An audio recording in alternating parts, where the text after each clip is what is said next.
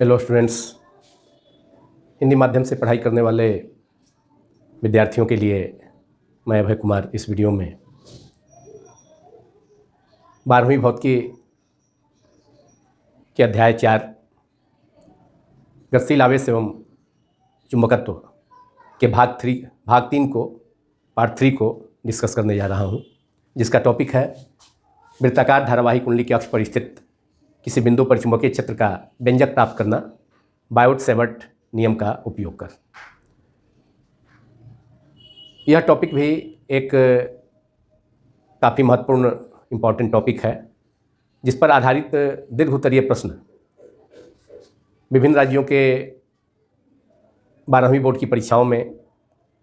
पूछे जाते हैं। इसके अलावा सीबीएसई बोर्ड की परीक्षा में भी 5 अंक के प्रश्न में या 3 अंक के प्रश्न में यह टॉपिक पूछा जाता है। तो स्टार्ट किया जाए इस वीडियो को।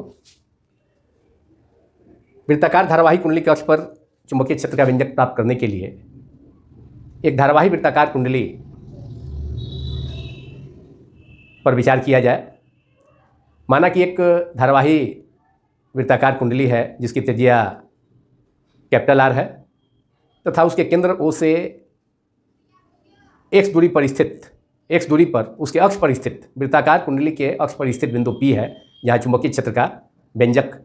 प्राप्त करना है बायोट-सैवर्ट नियम का उपयोग कर। तो इसके लिए एक डायग्राम खींचा जाए। इसके लिए चित्र एक वृत्ताकार कुंडली है, धारावाही वृत्ताकार कुंडली, जो अपने अक्ष के प्रति सममित होता है, अपने अक्ष के परितः सममित होता है। सममित का मतलब सिमेट्रिक, मतलब इस वृत्तीय कुंडली के केंद्र से परिधि के प्रत्येक बिंदु की दूरी समान होती है। यही वृत्ताकार कुंडली है जिसकी त्रिज्या आर है, कैपिटल आर सपोज किया जाए। इसका केंद्र वो है, त्रिज्या आर है, और इसका केंद्र से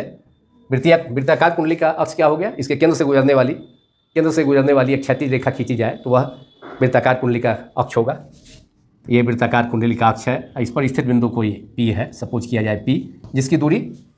धारावाही वृत्तीय कुंडली के केंद्र से O से x है। अब इसमें धारा की दिशा भी दर्शाना है, क्योंकि धारावाही वृत्तीय कुंडली है, इससे होकर धारा प्रवाहित होगी। तो माना कि इस वृत्ताकार कुंडली से होकर I धारा बायावर्त दिशा में प्रवाहित होती है, मतलब घड़ी की सुई के विपरीत एंटी क्लॉकवाइज डायरेक्शन में। I धारा एंटी क्लॉकवाइज डायरेक्शन में प्रवाहित होती है, बायावर्त दिशा में, घड़ी की सुई के विपरीत दिशा में।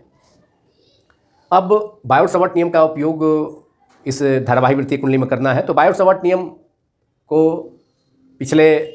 वीडियो में पार्ट 2 में इस चैप्टर के हम लोगों ने डिस्कस किया था, और यह जाना था कि बायोट-सैवर्ट नियम किसी धारावाही चालक के अल्पांश लंबाई या अल्पांश के कारण उसके चुंबकीय क्षेत्र में स्थित किसी बिंदु पर चुंबकीय क्षेत्र का व्यंजक, गणितीय व्यंजक या चुंबकीय क्षेत्र का मान देता है, तथा उसकी दिशा, चुंबकीय क्षेत्र की दिशा दाहिने हाथ का अंगूठा नियम या दक्षिणावर्ती पेंच नियम या दाहिने हाथ की या दाएं हाथ की हथेली नियम से, पाम रूल से प्राप्त किया जा सकता है, जिसके बारे में प्रीवियस वीडियो में, मतलब पार्ट 2 में डिस्कस किया गया था। अब यहाँ पर भी वृत्ताकार धारावाही कुंडली, चूँकि बायोट-सैवर्ट नियम केवल वृत्ताकार धारावाही कुंडली या किसी धारावाही चालक के केवल अल्पांश के कारण उसके चुंबकीय क्षेत्र में स्थित किसी बिंदु पर चुंबकीय क्षेत्र का व्यंजक देता है, मान देता है। तो यहाँ पर एक अल्पांश सपोज किया जाए। इस वृत्ताकार कुंडली के ऊपरी भाग में एक अल्पांश C है यहाँ,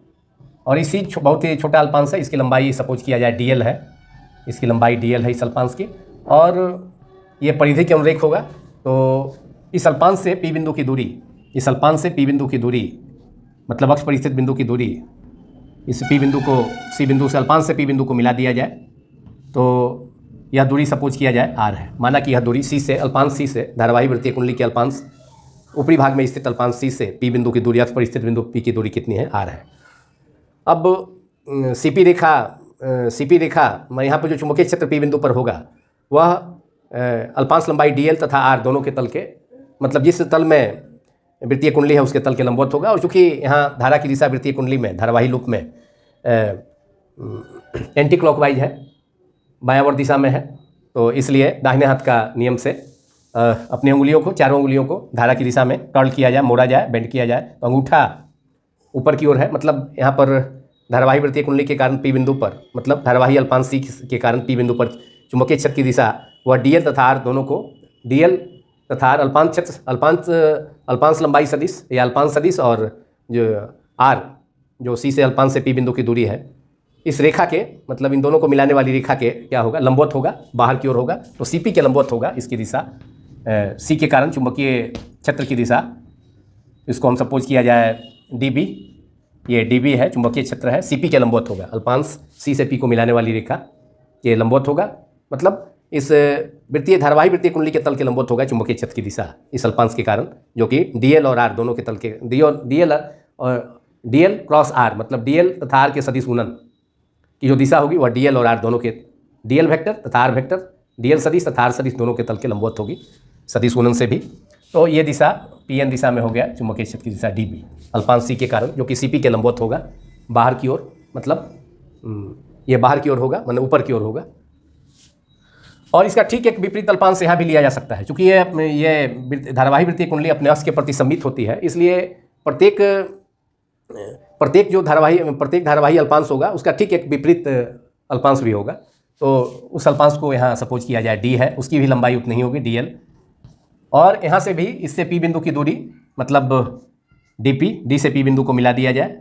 डी से पी बिंदु को मिला दिया जाए, उतनी ही दूरी होगी जितना से पी की दूरी है, यह दूरी भी कितनी होगी, डी से पी की दूरी भी आर ही होगी, क्योंकि यह अल्पांश डी ठीक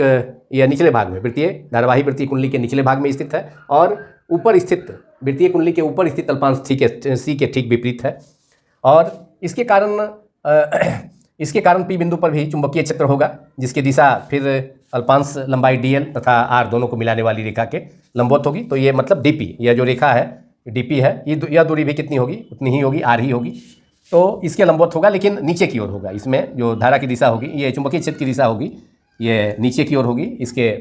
पीएन की जो दिशा है, यहाँ जो पी बिंदु है पीएन दिशा में, और यहाँ पीएन डैश दिशा में ये चुंबकीय क्षेत्र होगा इस अल्पांश सी डी के कारण,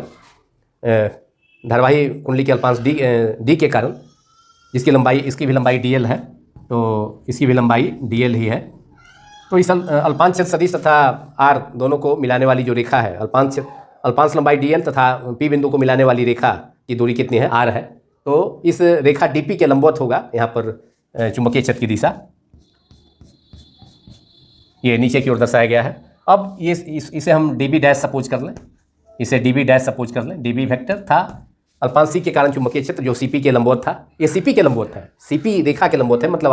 आर तथा डीएल को ज्वाइन करने वाला, मतलब पी तथा अल्पांश को, मतलब पी बिंदु, अक्ष पर स्थित बिंदु पी तथा अल्पांश को मिलाने वाली रेखा के, मतलब सीपी के लंबवत होगा।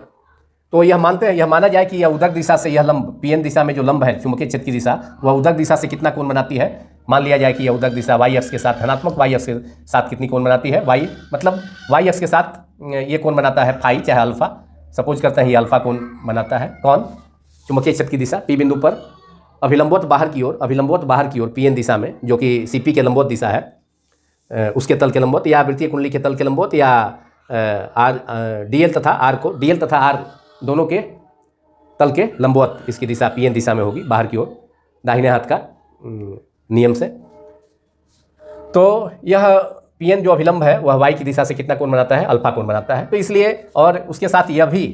ये डीपी भी, जो अल्पांश डी के डी से पी को मिलाने वाली रेखा डीपी, अक्ष पर स्थित बिंदु को मिलाने वाली रेखा, इसकी दूरी भी उतनी ही होगी, क्योंकि डी बिंदु से पी की दूरी और सी बिंदु से पी की दूरी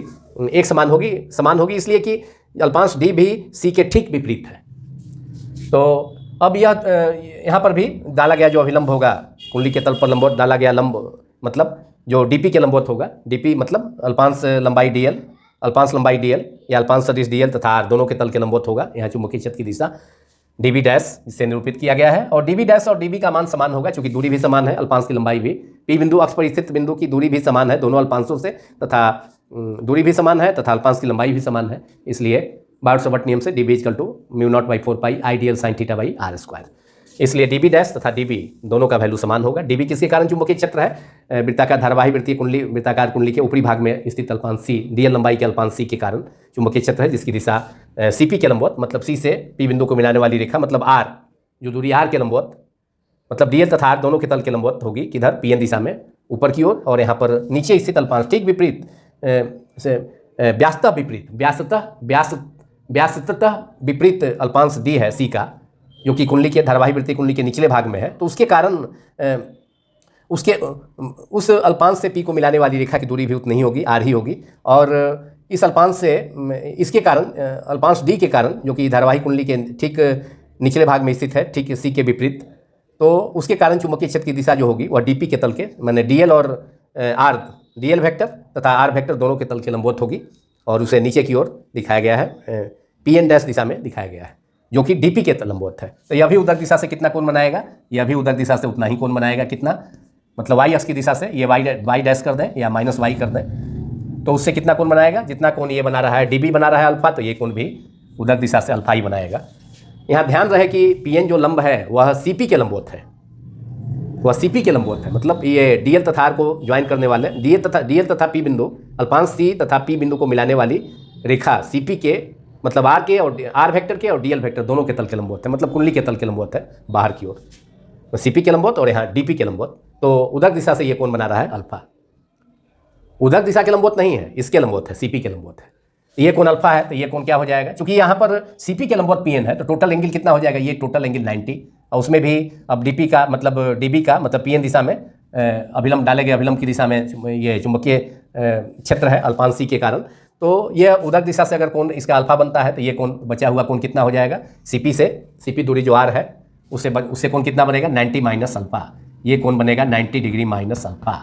अब फिर यहाँ पर भी अब यहाँ पर पी एन डैश भी डीपी के लंबवत है, मतलब अल्पांश डी से पी को मिलाने वाली रेखा के लंबवत है, मतलब डीएल वेक्टर तथा आर वेक्टर दोनों के तल के लंबवत है। तो यहाँ ये पी एन डैश डीपी के लंबवत है, डीपी के लंबवत है, यह वाई डैश के लंबवत नहीं है। इसलिए अगर उधर दिशा से ये कोण अल्फा बनाता है, यहाँ पर भी अल्फा कोण इसके साथ भी बनेगा, तो यह कोण भी कितना होगा? टोटल कोण हो जाएगा, पी एन डैश अभिलंब है, डीपी के लंबवत है, तो टोटल कोण 90 हो जाएगा, टोटल कोण 90 हो जाएगा। तो इसलिए ये अल्फा है। अब P N dash D B dash किसके कारण चुंबकीय क्षेत्र है? अल्पांश डी के कारण, जो कि अल्पांश सी के ठीक व्यासतः विपरीत है, डायमेट्रिकली अपोजिट पॉइंट है, अल्पांश है, उसके कारण है।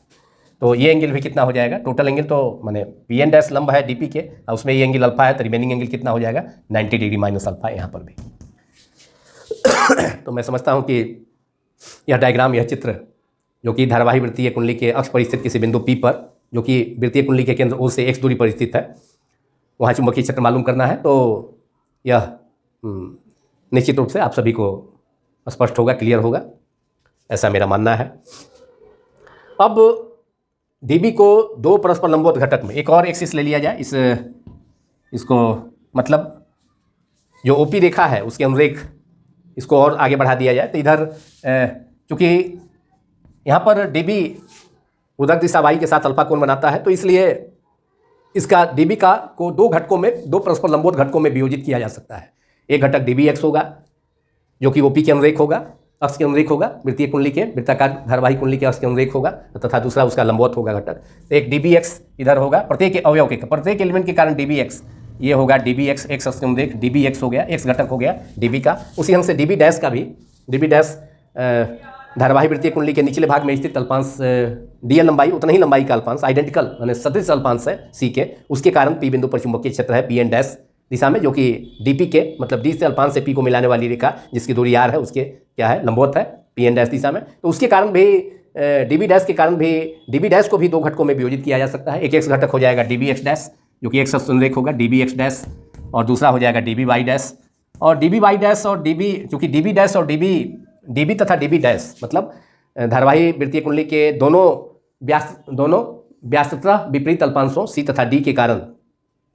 चुंबकीय क्षेत्र डीबी के जो मान, चुंबकीय क्षेत्र डीबी का जो मान डीबी तथा डीबी डैश हैं, उनके मान परिमाण समान होंगे, क्योंकि दोनों अल्पांशों की लंबाइयां समान है, डीएल है, तथा सी तथा पी से दूरी, सी तथा पी की दूरी आर है, अल्पांश से पी बिंदु की, अक्ष पर स्थित बिंदु की पी की दूरी आर है, और अल्पांश डी से भी पी बिंदु की दूरी आर है। तो डीबी और डीबी डैश दोनों समान है, इसलिए दोनों घटक जो होंगे डीबी एक्स डैश चाहे या डीबी वाई डैश, वह भी क्या होंगे? समान होंगे। तो डी बी वाई किधर काम करेगा, किधर एक्ट करेगा, क्रियाशील होगा ऊपर की ओर। डी बी वाई ऊपर की ओर क्रियाशील होगा, मतलब ओपी रेखा के लंबवत, ओपी रेखा के मतलब अक्ष के लंबवत काम करेगा ऊपर की ओर। और अक्ष की दिशा में चुंबकीय क्षेत्र अल्पांश सी जिसकी लंबाई डी एल है, उसके कारण चुंबकीय क्षेत्र पी बिंदु पर डीबी का क्षैतिज घटक एक्स दिशा में होगा। और फिर डीबी डैश जो अल्पांश डी के कारण पी बिंदु पर चुंबकीय क्षेत्र है, उसका भी क्षैतिज घटक एक्स दिशा के अनुरेख होगा, मतलब ओपी के अनुरेखी होगा, ओपी की दिशा में ही होगा। तो ये दोनों एडअप हो जाएगा, दोनों ऐड हो जाएगा, सम हो जाएगा, दोनों जुड़ जाएगा। डी बी एक्स और D B dash, B B X dash दोनों विपरीत किन्हीं दो विपरीत, यहाँ तो सी और डी है, दो विपरीत घटकों के कारण, दो विपरीत अल्पांशों के कारण, धारावाही वृत्तीय कुंडली के दो विपरीत अल्पांशों के कारण जो चुंबकीय क्षेत्र का एक्स घटक है, तो वह तो दोनों ऐड हो जाएगा। तो इसी ढंग से प्रत्येक धारावाही वृत्तीय कुंडली के प्रत्येक फेरे के प्रत्येक दो विपरीत अल्पांशों के कारण चुंबकीय क्षेत्र का क्षैतिज घटक जुड़ जाएगा एक्स दिशा में, वह ऐड होता जाएगा। तो इस प्रकार पी बिंदु पर जो चुंबकीय क्षेत्र होगा धारावाही वृत्तीय कुंडली के कारण, वह केवल एक्स घटक के कारण होगा, किसी एक अल्पांश के कारण चुंबकीय क्षेत्र डी बी एक्स है। तो प्रत्येक दो विपरीत अल्पांश, दो व्यास्ततः विपरीत अल्पांशों के कारण चुंबकीय क्षेत्र प्रत्येक दो के कारण जुड़ जाएगा। इसी ढंग से बहुत सारे अल्पांश होंगे, तो उनके कारण चुंबकीय क्षेत्र का कुंडली के प्रत्येक फेरे से संबद्ध, प्रत्येक फेरे के कारण चुंबकीय क्षेत्र जो होगा वह चुंबकीय क्षेत्र का एक्स घटक डी बी एक्स समप होता जाएगा, एक दूसरे से जुड़ जाएगा। तो इसलिए पी बिंदु पर जो चुंबकीय क्षेत्र होगा वह प्रत्येक अल्पांश के कारण जो चुंबकीय क्षेत्र का क्षैतिज घटक है डी बी एक्स, उसके योग के बराबर होगा। लेकिन यह डी बी वाई और डी बी वाई डैश जो उदग्र मतलब ओपी रेखा के मतलब जो अक्ष है ओपी वृत्ताकार कुंडली का, तो उसके उदक दिशा में जो क्रियाशील घटक है डी बी वाई और डी बी वाई डैश दोनों के मान बराबर हैं, दिशा विपरीत है। तो प्रत्येक दो विपरीत धारावाही वृत्तीय कुंडली के प्रत्येक दो विपरीत अल्पांशों के कारण चुंबकीय क्षेत्र का उदक घटक एक दूसरे को निरस्त कर देगा, कैंसिल कर देगा, एक दूसरे के विपरीत होंगे तो एक दूसरे को निरस्त कर देंगे, डी बी वाई डैश निरस्त कर देंगे। तो केवल एक अक्ष के अनुरेख ही क्षैतिज घटक चुंबकीय क्षेत्र का प्रत्येक अल्पांश के कारण वह बचा रह जाएगा, जो कि प्रत्येक अल्पांश के कारण धारावाही वृत्तीय कुंडली में तो बहुत सारे अल्पांश होंगे, तो प्रत्येक अल्पांश के कारण, सभी अल्पांशों के कारण जो चुंबकीय क्षेत्र का क्षैतिज घटक होगा उसका योग होगा पी बिंदु पर कुल चुंबकीय क्षेत्र। तो ये चित्र हो गया। अब बायोट-सावर्ट का नियम से अब यहाँ पर देखा जाए कि सी बिंदु अल्पांश और त्रिज्या के बीच में कितना कोण बनेगा, तो 90 डिग्री बनेगा, 90 डिग्री बनेगा, क्योंकि अल्पांश पर खींची या सी से पी को मिलाने वाली जो रेखा है यहाँ अल्पांश द्वारा त्रिज्या पर बना कोण 90 होगा, 90 डिग्री होगा ज्यामिति से। उसी ढंग से डी बिंदु पर भी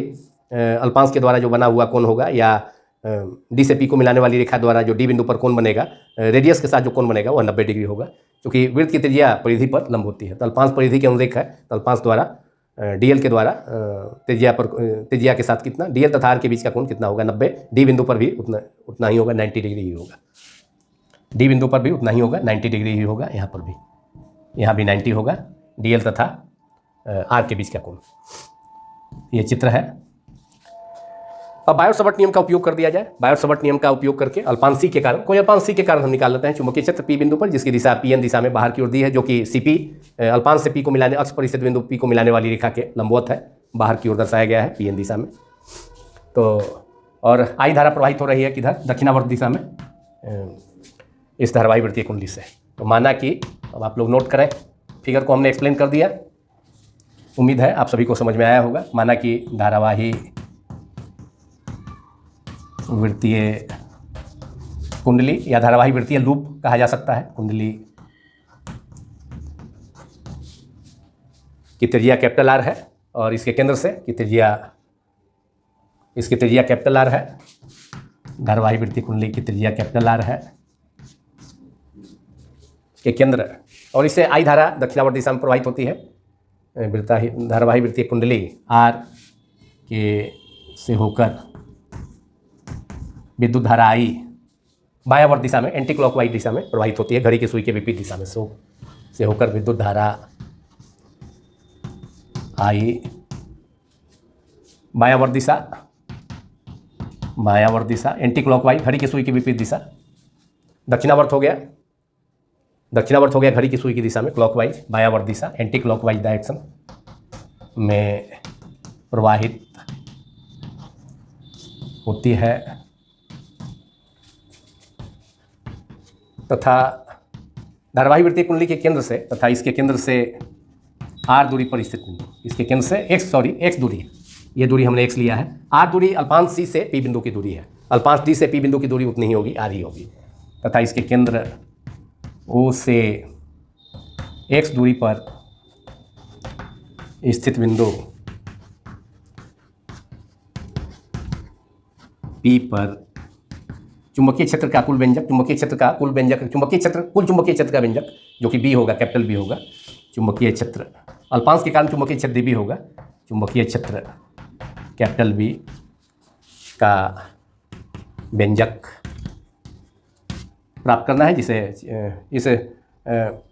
इस वृत्तीय कुंडली से प्रवाहित होने वाली धारा को तथा इसकी त्रिज्या को तथा इसके केंद्र से अक्ष पर स्थित बिंदु P की दूरी को चित्र 1 में दर्शाया गया है। व्यंजक प्राप्त करना है। अब इसके लिए एक अल्पांश C पर विचार किया जाता है और इसके ठीक विपरीत, व्यास्तः विपरीत वृत्तीय कुंडली के अल्पांश D पर भी विचार किया जाता है। दोनों की लंबाई समान है लेकिन दोनों एक दूसरे के विपरीत है। तो अब अल्पांश C के कारण हम निकाल लें वृत्तीय कुंडली के धारावाही बायोट-सावर्त नियम से, बायोट-सावर्त नियम से धारावाही वृत्तीय कुंडली के अल्पांश C जिसकी लंबाई dl है, धारावाही C बिंदु पर अल्पांश है जिसकी लंबाई dl है, धारावाही वृत्ताकार कुंडली के C बिंदु पर स्थित अल्पांश या अल्पांश C जिसका नाम दे दिए हैं, C बिंदु पर है, अल्पांश C लंबाई dl है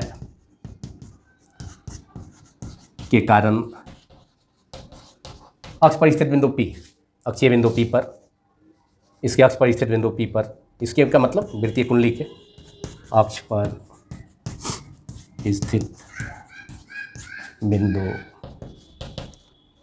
P पर चुंबकीय क्षेत्र का मान, चुंबकीय क्षेत्र का मान dB, अल्पांश के कारण चुंबकीय क्षेत्र dB सपोज किया जाए, माना जाए, और पूरे धारावाही वृत्तीय कुंडली के कारण अक्ष पर स्थित बिंदु P पर चुंबकीय क्षेत्र उसको B माना जाएगा। वह B होगा जो इसे इंटीग्रेट करने पर, जो dB पर समाकलन करने पर प्राप्त होगा, जो कि सभी x घटकों के कारण होगा, सभी अल्पांशों के x घटक के कारण चुंबकीय क्षेत्र होगा, उसका योग हो जाएगा कुल चुंबकीय क्षेत्र। तो B dB = μ0/4 pi I dl sine theta, sine 90 हो जाएगा। यहाँ अल्पांश और त्रिज्या के बीच का कोण कितना है, 90,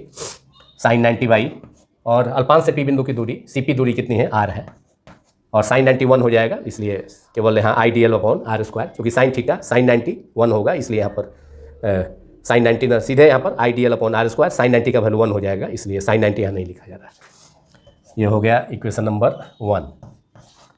और dB की दिशा किधर होगी, वह CP के लंबवत, मतलब अल्पांश से P को मिलाने वाली रेखा जो दूरी R है, DL सदिश तथा R सदिश दोनों के तल के लंबवत दिशा में होगी, बाहर की ओर होगी, ऊपर की ओर होगी, PN दिशा में। तो dB की दिशा बाहर की ओर PN दिशा में है, dB की दिशा किधर है, PN दिशा में है, CP के लंबवत PN दिशा में, बाहर की ओर, CP के लंबवत दिशा में बाहर की ओर, वृत्तीय कुंडली के तल के लंबवत बाहर, CP के लंबवत बाहर की ओर।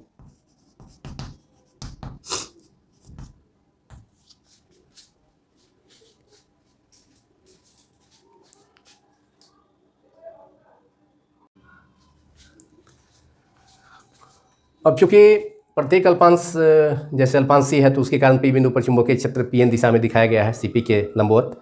बाहर की ओर, ऊपर की ओर। तो इसको यह चूंकि उदर दिशा से अगर अल्फा कोण बनाता है तो इसे दोनों उदर तथा क्षैतिज दो परस्पर लंबवत दिशाओं में वियोजित किया जा सकता है, dBx तथा dBy। और उसी ढंग से ठीक C का विपरीत अल्पांश जो है, व्यास्तः विपरीत अल्पांश D के कारण भी चुंबकीय क्षेत्र PN डैश, जो कि D से P को मिलाने वाली रेखा के लंबवत बाहर की ओर दिखाया, माने नीचे की ओर दर्शाया गया है PN डैश दिशा में। तो इसके कारण भी चुंबकीय क्षेत्र dB डैश का जो उदर घटक होगा dBy डैश, और dB के कारण अल्पांश dB के कारण जो dB का अल्पांश C के कारण चुंबकीय P बिंदु पर चुंबकीय क्षेत्र dB का उदर घटक dBy के बराबर होगा dBy डैश। तो दोनों एक दूसरे को कैंसिल कर देगा, निरस्त कर देगा, मैंने पहले भी बतलाया। तो केवल केवल क्षैतिज घटक ही प्रत्येक अल्पांश के कारण पी बिंदु पर केवल चुंबकीय क्षेत्र का क्षैतिज घटक ही बचेगा dbx, और फिर अल्पांश db डैश के कारण भी x दिशा के अनुरेख चुंबकीय क्षेत्र dbx डैश दोनों जुड़ जाएगा, ऐड हो जाएगा। उसी ढंग से और भी प्रत्येक दो विपरीत अल्पांशों के कारण जो प्रत्येक दो विपरीत अल्पांश, इसमें बहुत सारे अल्पांश हो गए चूंकि वृत्त में सम्मित है, तो प्रत्येक दो अल्पांश के कारण जो चुंबकीय क्षेत्र होगा का क्षैतिज घटक dB बाई वह तो निरस्त हो जाएगा, लेकिन केवल x घटक ही बचेगा। तो P बिंदु पर चुंबकीय क्षेत्र केवल प्रत्येक अल्पांश के कारण चुंबकीय क्षेत्र का क्षैतिज घटक के योगफल के सभी अल्पांशों के क्षैतिज घटकों के योगफल के बराबर होगा। तो अब C तथा दो विपरीत अल्पांश जो है व्यासतः दो विपरीत अल्पांशों के कारण जो चुंबकीय क्षेत्र के P बिंदु अक्षीय बिंदु P पर चुंबकीय क्षेत्र के उदर घटक dB बाई तथा dB बाई डैश एक दूसरे को निरस्त कर देते हैं। तो लिखिए, आप लोग नोट करें, क्योंकि धारावाही लूप चाहे कुंडली, धारावाही कुंडली के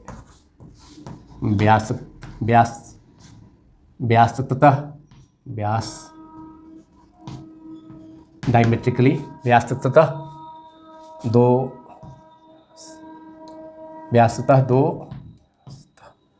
विपरीत,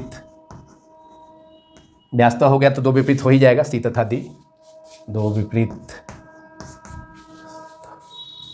व्यासतः दो विपरीत अल्पांशों, व्यासतः का मतलब डायमेट्रिकली, एक C है दूसरा D है, ये व्यास है वृत्त का, दो विपरीत अल्पांशों C एवं D, प्रत्येक की लंबाई dl है, C एवं D के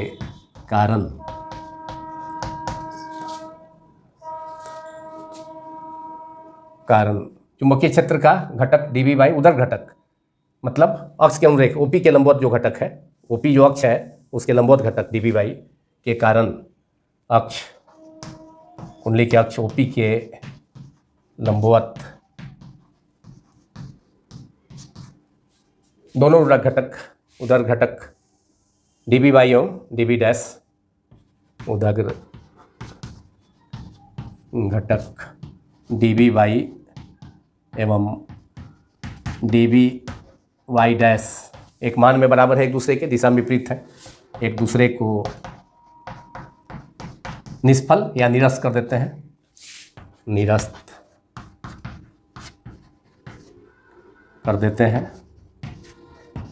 इसलिए धारावाही वृत्तीय कुंडली के अक्षीय बिंदु P पर चुंबकीय क्षेत्र केवल प्रत्येक अल्पांश के कारण P बिंदु पर चुंबकीय क्षेत्र dB का क्षैतिज घटक dBx के कारण होगा। माने प्रत्येक अल्पांश के कारण अक्षीय बिंदु P पर क्षैतिज घटक जुड़ जाएगा, ऐड हो जाएगा। जितने भी अल्पांश होंगे, दो विपरीत अल्पांश, प्रत्येक जोड़ा अल्पांश के कारण जो चुंबकीय क्षेत्र होगा तो उसका उदर घटक तो कैंसिल हो जाएगा, निरस्त हो जाएगा, केवल क्षैतिज घटक होगा। तो इसलिए P बिंदु पर, इसलिए वृत्तीय धारावाही कुंडली के अक्ष पर स्थित अक्षीय बिंदु P, अक्ष पर स्थित केवल क्षैतिज घटक ही बचेगा प्रत्येक अल्पांश के कारण, जो कि dBx माने x दिशा में होगा। अल्पांश C के कारण dBx है, अल्पांश ठीक विपरीत व्यासतः विपरीत अल्पांश D के कारण dB डैश है, dBx डैश है। तो अतः वृत्तीय कुंडली, धारावाही वृत्तीय कुंडली के अक्ष पर स्थित बिंदु P पर कुल चुंबकीय क्षेत्र का मान B इक्वल्स टू हो जाएगा इंटीग्रल dBx, प्रत्येक अल्पांश के कारण जो क्षैतिज घटक है dBx उसका सम हो जाएगा, उसका प्रत्येक अल्पांश के कारण P बिंदु अक्षीय बिंदु P पर चुंबकीय क्षेत्र का क्षैतिज घटक का योग हो जाएगा अक्षीय बिंदु P पर कुल चुंबकीय क्षेत्र। तो सिग्मा dBx या इंटीग्रल dBx, और dBx का वैल्यू है बायोट-सावर्ट लॉ से, बायोट-सावर्ट नियम से dB इक्वल टू समीकरण 1 से μ0/4 pi multiplied by I dl upon r²। और यह चुंबकीय क्षेत्र कुंडली के प्रत्येक फेरे के कारण होगा। तार की कुंडली में तो अनेक लपेटे हो सकते हैं, तो प्रत्येक फेरे के कारण जितने भी उसके अवयव होंगे, जितने भी अल्पांश होंगे, तो उसके कारण अक्षीय बिंदु P पर कुल चुंबकीय क्षेत्र होगा। अगर कुंडली में n फेरे होंगे तो उसे n से गुना करना होगा। तो पहले प्रत्येक फेरे के कारण यहाँ P बिंदु पर मतलब वृत्तीय कुंडली धारावाही वृत्तीय कुंडली के प्रत्येक के फेरे के कारण अक्षीय बिंदु P पर चुंबकीय क्षेत्र कुल चुंबकीय क्षेत्र B होगा, जो इंटीग्रल dBx के बराबर होगा। चुंबकीय क्षेत्र के प्रत्येक अल्पांश के कारण उसका चुंबकीय क्षेत्र का अक्षीय बिंदु P पर क्षैतिज घटक का समाकलन होगा, या इंटीग्रेशन का सिंबल दिया है लॉन्ग एस संकेत, या सिग्मा dx भी लिखा जा सकता है। यह प्रत्येक फेरे के कारण होगा, एक फेरे कुंडली के प्रत्येक फेरे के कारण। तो mu naught by 4 pi IDL upon R square, ये dBx का वैल्यू हो गया। अब इसमें से mu naught I by 4 pi R square को हम कांस्टेंट है, इसे इंटीग्रेशन से बाहर कर लिया जाए, तो इसे इंटीग्रेशन से बाहर कर लिया जाए और b equals to mu naught by 4 pi into I upon R square integral DL। और यहाँ आर स्क्वायर अल्पांश C से अक्षीय बिंदु P की दूरी है, तो यहाँ आर स्क्वायर इक्वल टू हो जाएगा R square plus X square. ये ज्यामिति से पाइथागोरस थ्योरम से कर्ण स्क्वायर इक्वल टू लंब स्क्वायर प्लस आधार स्क्वायर। वृत्तीय कुंडली की त्रिज्या r है और उसके केंद्र से अक्ष पर स्थित बिंदु P की दूरी कितनी है, x है, तो आर स्क्वायर की जगह पर लिखा जा सकता है X square plus R square. तो ये हो गया म्यू नॉट और dBx, और dBx कितना है, dBx इक्वल टू हो जाएगा यहाँ पर dB का घटक dBx कितने के बराबर हो जाएगा, dB cos alpha, dB sine alpha, और dBy कितना हो जाएगा, dB कॉस अल्फा। चूँकि y एक्सिस से इंक्लिनेशन हमने इस अभिलंब Pn का dB की दिशा से उधर का झुकाव कोण, उधर रेखा Py का झुकाव कितना है, अल्फा है, तो ये घटक dB साइन अल्फा होगा, dBy डैश भी dB कॉस अल्फा होगा, और dBy डैश भी dB कॉस अल्फा होगा, और dBx कितना हो जाएगा, dBx equal to dB sine alpha हो जाएगा। चूँकि x अक्ष के साथ कोई झुकाव कोण नहीं है, यहाँ पर साइन अल्फा भी ऐड कर दीजिए। dBx equal to dBx equal to dB sine alpha, यहाँ dB integral dBx equal to dB sine alpha. अब साइन अल्फा के वैल्यू हम मालूम करेंगे, तो साइन अल्फा भी नियत है, यह भी बाहर हो जाएगा इंटीग्रेशन से। Sine alpha integral DL mu naught by 4 pi I upon R square equal to हो गया कितना,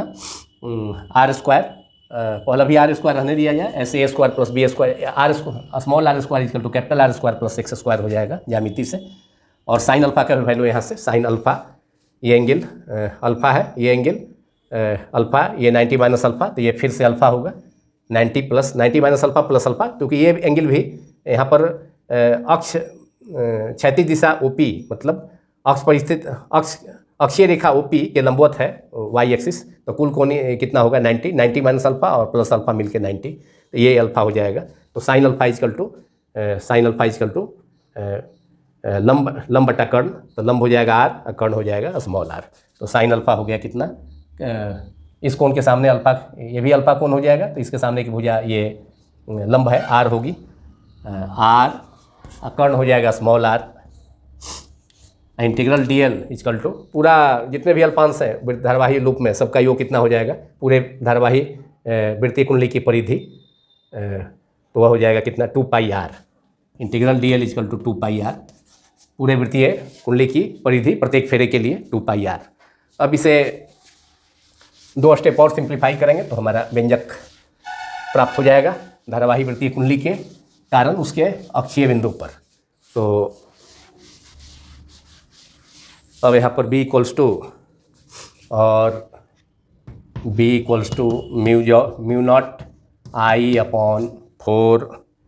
I इंटू आर स्क्वायर हो जाएगा, आर वृत्तीय कैपिटल R धारावाही वृत्तीय कुंडली की त्रिज्या है, और यहाँ पर पाई से पाई कैंसिल हो जाएगा, 2 पाई r हो गया। इंटीग्रल DL एक अल्पांश लंबाई है, सभी अल्पांश लंबाइयों का योग धारावाही वृत्तीय कुंडली में कितने के बराबर हो जाएगा 2 पाई r के, और 2 से 4 डिनोमिनेटर का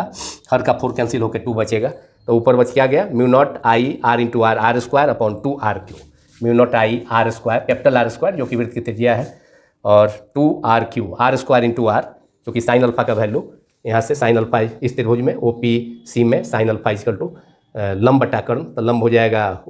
OC जो कि त्रिज्या है, और कर्ण हो जाएगा अल्पांश C से P बिंदु अक्षीय बिंदु P की दूरी r स्मॉल r। तो mu naught I r square upon 2r square into r, तो r स्क्वायर पहले से था बायोट-सावर्ट नियम से, और साइन अल्फा का वैल्यू r बाई r, तो 2r3। अब r3 का वैल्यू कितना हो जाएगा म्यू नॉट I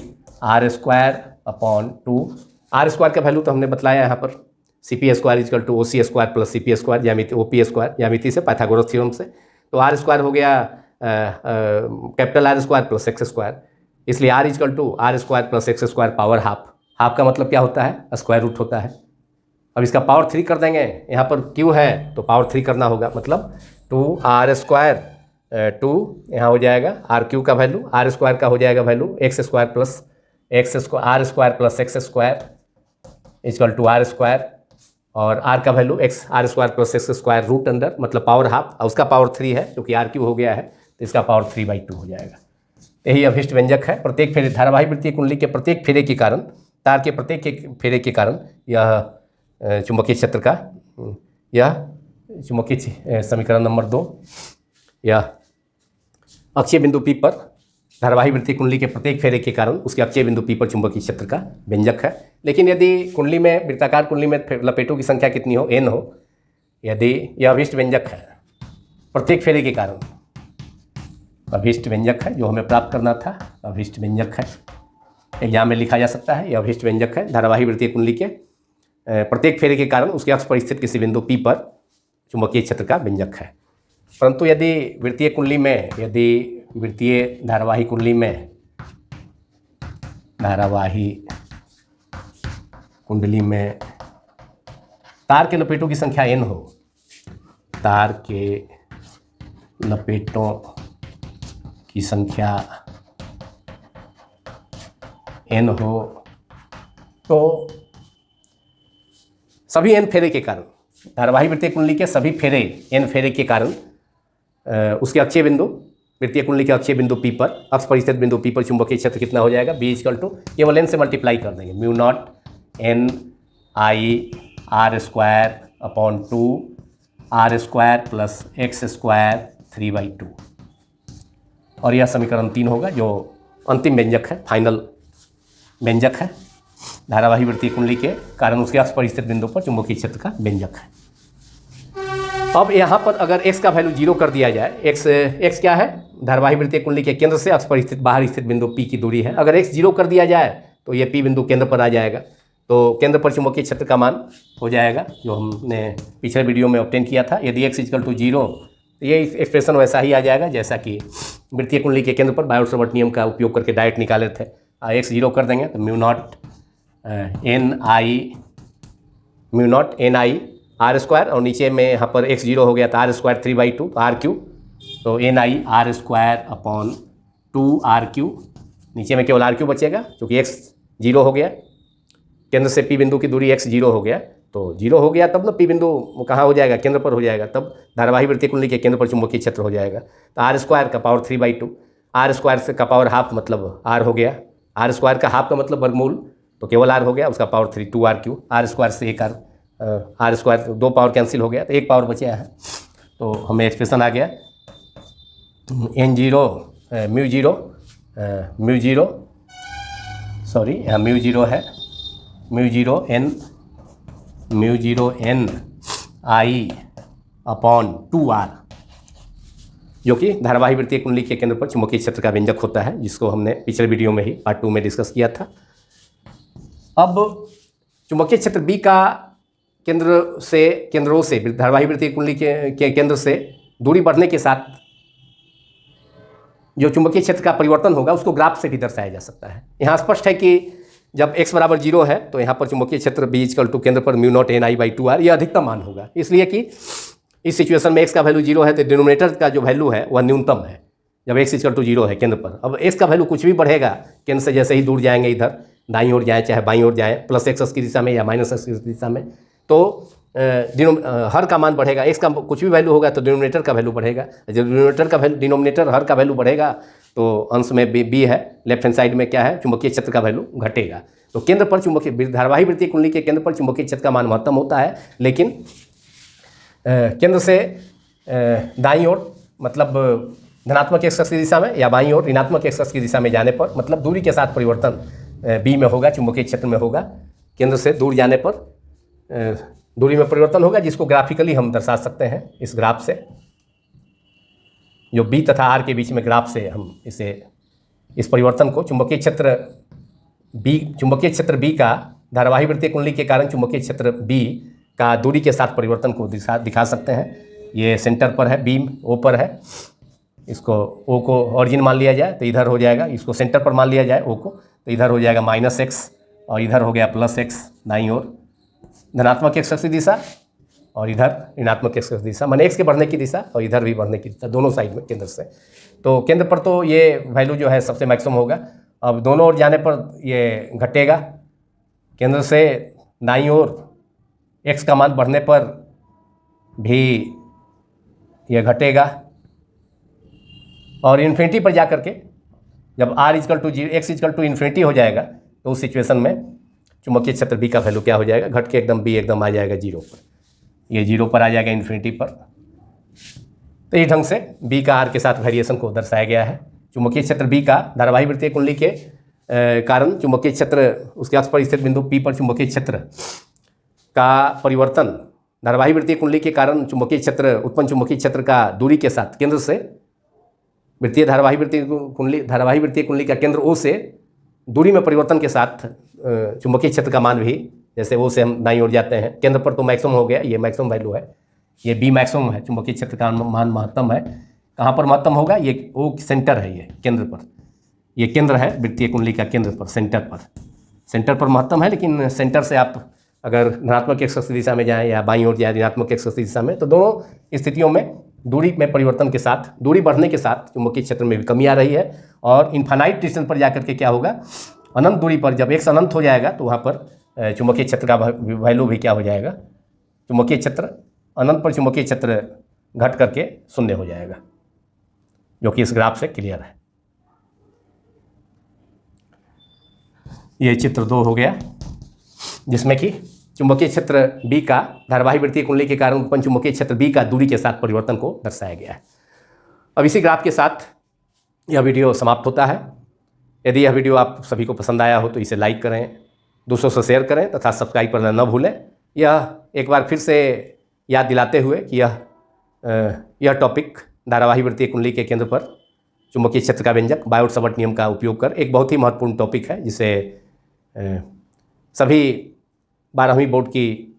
परीक्षाओं में, राज्यों के बोर्ड, स्टेट्स बोर्ड्स में भी तथा CBSE बोर्ड में भी लॉन्ग क्वेश्चन के रूप में पूछा जाता है। अब अगले वीडियो में फिर एक महत्वपूर्ण, इस चैप्टर के फिर एक महत्वपूर्ण प्रश्न के साथ, महत्वपूर्ण टॉपिक के साथ हम लोग फिर मिलेंगे। Thank you very much.